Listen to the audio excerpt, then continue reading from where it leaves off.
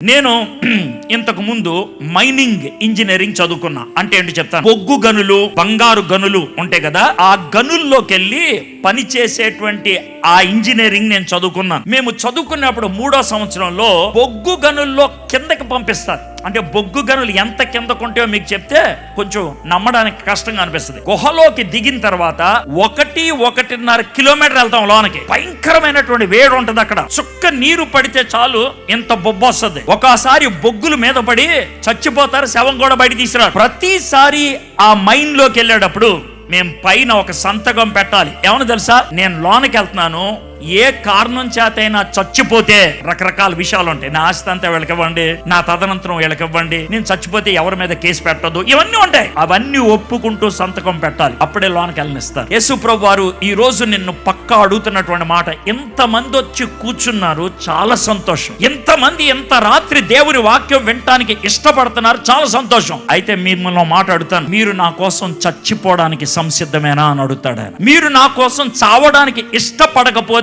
నన్ను వెంబడించొద్దు. చావుకు తెగిస్తే రండి, మీరు అంతగా సమర్పించుకుంటే రండి, లేకపోతే నా దగ్గరికి రావద్దు.